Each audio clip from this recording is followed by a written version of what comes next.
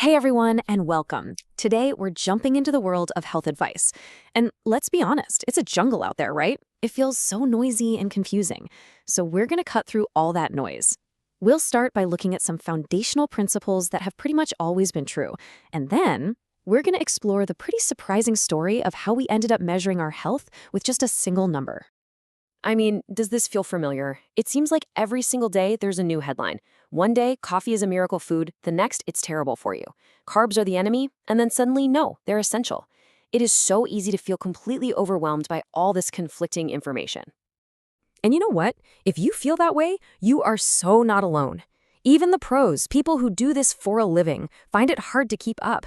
This constant cycle of new do's and don'ts makes it incredibly easy to get lost in all the tiny details and totally miss the big picture. So what if we just focused on the things that don't change? All right, so let's do exactly that. Let's cut through the noise with 7 fundamental health rules that will almost certainly never, ever go out of style. You've probably heard that phrase, majoring in the minors. The idea here is to just stop worrying about all the little things, like whether your water is alkaline or if every single bite of food is organic, at least until you've nailed the basics. Because mastering these fundamentals, that's what's actually going to give you the biggest bang for your buck and lead to huge improvements in your health without all the stress.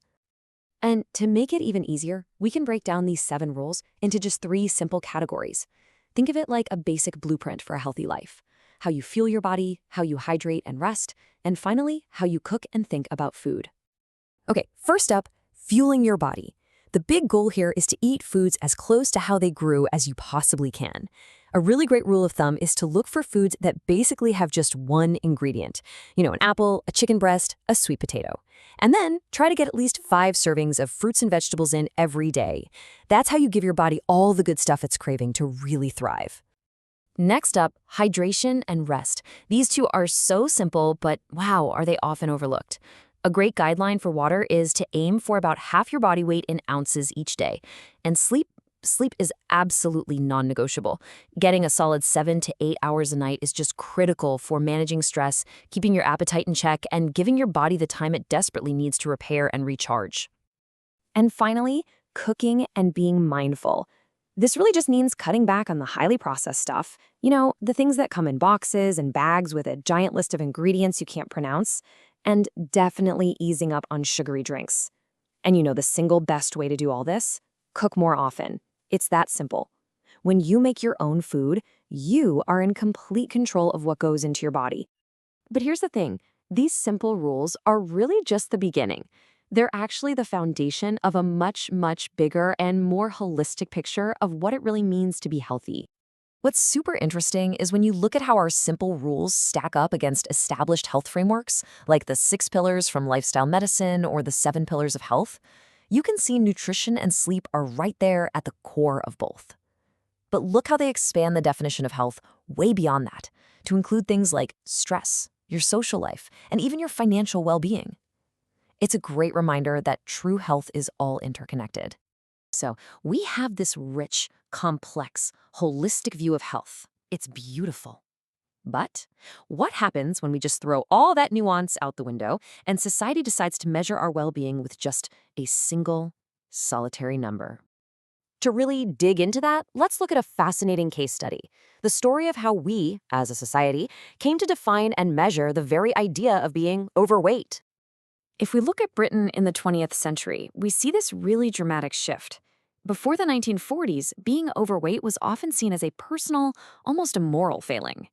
Fast forward to the 1970s, and the language has completely flipped. It's not just about the individual anymore. It's being framed as a deadly sin that's a danger to the entire community. So, how on earth did that happen? Well, it happened, in large part because of this, the Body Mass Index, or BMI. It was this simple, scientific-looking formula that gave everyone a single, standardized number they could use to define what overweight and obese meant. But here is the crucial point, the twist in the story. BMI was never designed to be a diagnostic tool for one person. It was created by a statistician, not a doctor, way back in the 19th century to compare whole populations. It's a broad brush tool for seeing trends in large groups, and yet somehow it became the go-to metric in a doctor's office to tell you if you are healthy, despite all its well-known flaws, like not being able to tell the difference between muscle and fat. And this, right here, was a massive turning point. Because once there was a simple number to measure something, that something became political. Let's explore the huge societal impact of adopting this one number as the official measure of health. All of a sudden, the whole conversation shifted. Being overweight wasn't just a personal health issue anymore. No, now it was being framed as a massive financial burden on the public healthcare system, in this case, Britain's National Health Service, the NHS. And that abstract idea of cost was made very, very real. Reports like this one from 1994 put a specific and pretty shocking number on it: £200 million a year. The consequence of this was profound. Once an individual's weight was framed as a massive cost to the country, something that was once a personal choice suddenly became a matter of public duty, a civic responsibility. And that shift is what justified government intervention, national health targets, and a whole new level of focus on this one single number. And that brings us right back to where we started. It's a powerful reminder to, first, master the simple, timeless fundamentals of health in our own lives, but also to think critically about the numbers and the metrics that society uses to define what health even is. It leaves us with a final question. What does being healthy truly mean to you, beyond what the scale says?